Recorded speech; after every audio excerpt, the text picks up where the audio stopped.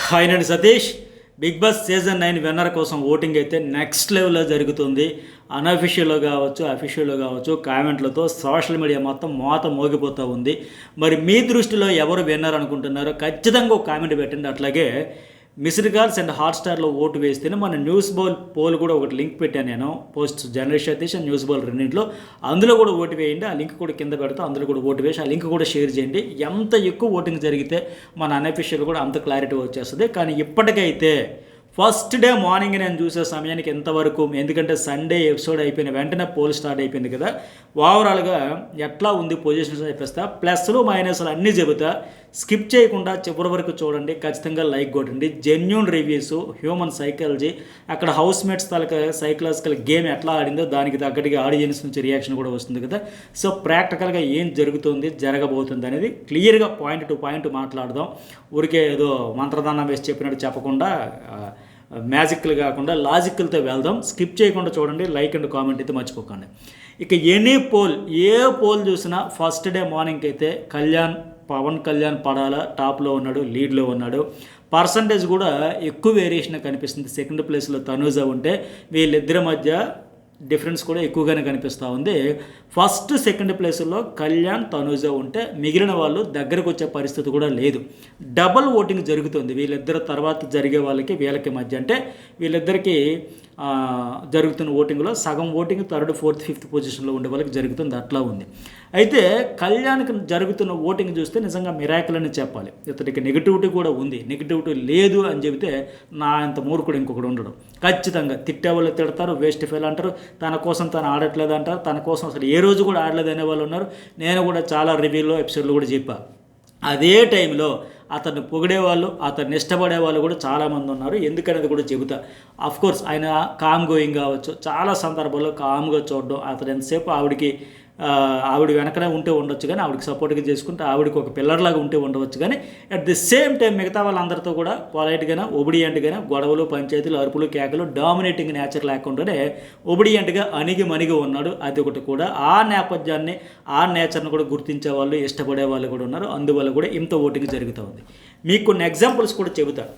ఒక పాత సినిమా ఒకటి చెబుతా, కొత్త సినిమా ఒకటి చెబుతా. హృదయం అనే ఒక సినిమా ఉంటుంది, పాత సినిమా. చూడండి, సూపర్ హిట్ మూవీ. అందులో ఎట్లాగైతే ఆ హీరో పదే పదే ఇంకా ఆరాధన, ఒక అమ్మాయిని ఆరాధిస్తే ఇంతలా ఆరాధిస్తారన్న మాదిరిగా ఇతడు కూడా హౌస్లో చూస్తే అట్లాగే ఉంది. సరే, అంత పాత సినిమా మీరు చూసి ఉండొచ్చు, చూడకపోవచ్చు, కుదిరితే చూడండి. అట్లాగే ఇంకోటి ఏంటంటే లేటెస్ట్ మూవీ ఒకటి చెబుతా. గీత గోవిందం గుర్తుంది కదా సినిమా.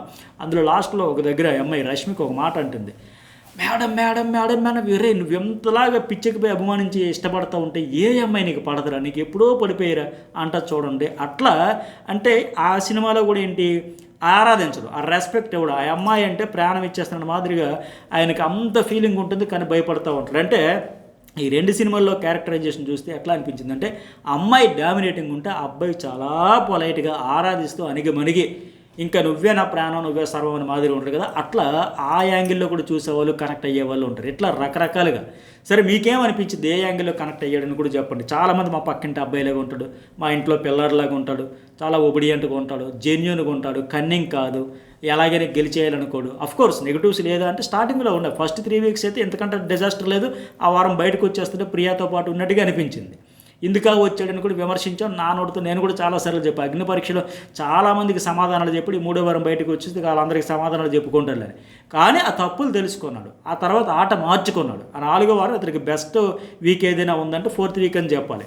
ఆ తర్వాత ఫైర్ స్ట్రోమ్ వచ్చిన వాళ్ళు కూడా ఏంటి వాదారఫ్ స్టార్ లాగా ఊరికే చేతులు వేస్తాడు అని చాలా హార్ష్గా చెప్పినా సరే తన పొరపాటు ఏంటో తెలుసుకున్నాడు. ఓహో, ఇట్లాంటివి కూడా వస్తాయని. అప్పుడు దమ్ము శ్రీదేవి, సరే ఎందుకురా నువ్వు చెప్పేటప్పుడు నవ్వుతావేంట్రా, వాళ్ళు అనేది నీకు కాంప్లిమెంట్ ఇవ్వలేదురా, నిన్ను ఒక అమ్మాయిలు పిచ్చోడు అని చెబితే నువ్వు నవ్వుతావేంట్రా, ఎందుకురా రియాక్ట్ కాలేదు అంటే నువ్వు యాక్సెప్ట్ చేసావా, నువ్వు అమ్మాయిలు పిచ్చోడువా అని అడిగింది. అడిగేటప్పుడు కూడా ఏమో వాళ్ళు చెప్పారంటే అఫ్కోర్స్ అయ్యి ఉండొచ్చేమో, నేను అట్లా కాదులే అని లెక్క సైలెంట్గా ఉన్నాడు. వైల్డ్గా రియాక్ట్ అవ్వలే.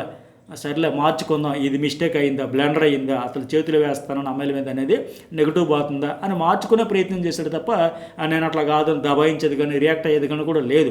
ఆ పొరపాట్లు మెయిన్ ఏంటంటే ఫీడ్బ్యాక్. నిజంగా ఫైర్ స్టోమ్ వాళ్ళు వచ్చి చాలా హార్ష్గా అన్నారు, అవమానించారు, ఇట్లా కొంతమంది రియాక్ట్ అయ్యారు. కానీ వాళ్ళు ఇతనికి నెత్తిని పాలే పోసారు. బాబు నీకు ఇది బాగా మైనస్ అయిపోతుంది, మార్చుకో, లేకపోతే బయటపడిపోతావు, అవుట్ అయిపోతావు, చూసుకొని ఇష్టం, ఈ వారంగా వచ్చే వారం పోతావని మాదిరిగా చెప్పడంతో ఆ మైనస్లన్నీ తెలుసుకొని ఆట మార్చుకున్నాడు. ఈయనకి ఎంత పాపులారిటీ, ఇంకో పాయింట్ చెబుతా, పాయింట్ వైజ్ వెళ్దాగా, ఇంత పాపులారిటీ రావడానికి కూడా తనూజ కూడా ఒక కారణమే.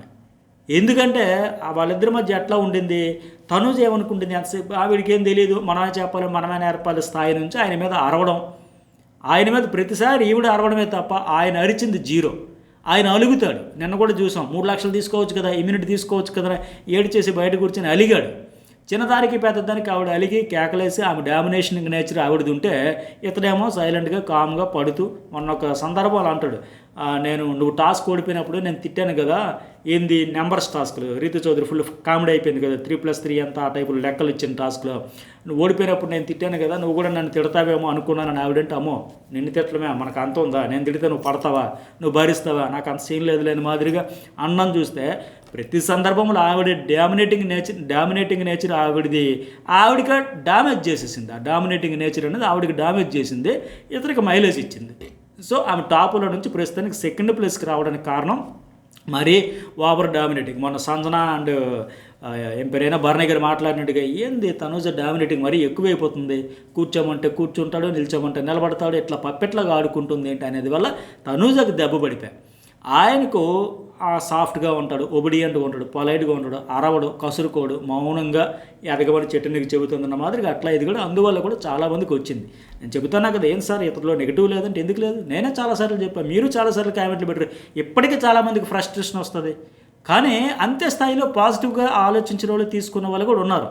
సైలెంట్గా పక్కంటి కుర్రాళ్ళగా ఫస్ట్లో 3 వారాల రాము రద్దుతో నా భుజం గట్టిదని మాదిరిగా చెబితే ఇంత యారగన్స్ అంటే కనీసం సారీ కూడా చెప్పలేదు. అరే నా వల్ల హర్ట్ అయ్యావా, సారీ బ్రదర్, పొరపాటున తగులుకుందని చెప్పకుండా నా భుజం స్ట్రాంగు, ఇలాంటి యాటిట్యూడ్ ఏంటి, ఎంత బొలిపి ఏంటి అని విపరీతమైన నెగిటివిటీ వచ్చింది. ట్రోలింగ్ అయిపోతావు అన్నాడు, విపరీతంగా ట్రోలింగ్ అయ్యాడు ఈ సీజన్లో.